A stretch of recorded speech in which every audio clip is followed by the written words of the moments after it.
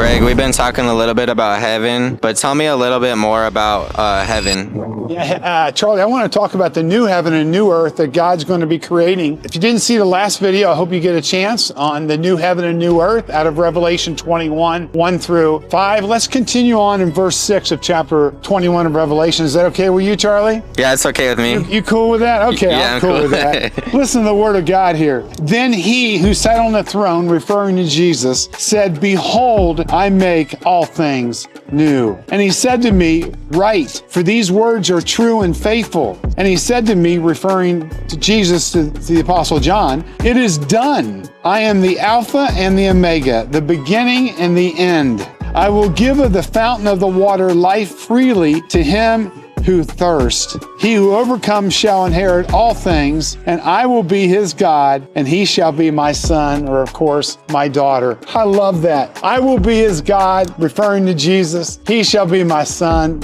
or a child of God, son or daughter here on earth, the new heaven and new earth. It's so beautiful. Charlie, you and I live in Phoenix, and it's usually hot. And in February, it's February 1st today. People will be saying this throughout different times, but it's a little cooler. But we've had some warmer weather recently. But in Phoenix in the summer, you know what it's like. People go hiking on mountains. They don't bring enough water with them. They can literally die of not having enough water to be able to replenish their thirst because of the heat index. And it can literally drain them so much to where they begin to die internally, let alone externally. What I love about this passage here is Jesus says, "I'm going to give you a fountain of the water of life freely to him who thirsts." You're not only going to be able to have a spiritual fountain of water that allows you to live forever spiritually, but you're going to have a physical fountain where you can also drink. So the new heavens and new earth are going to have food, they're going to have drink, and we're going to talk a lot more about this passage in the days ahead. God bless you. I hope you're thirsting for Jesus, because he's going to quench your thirst with water, but your spiritual thirst will stay there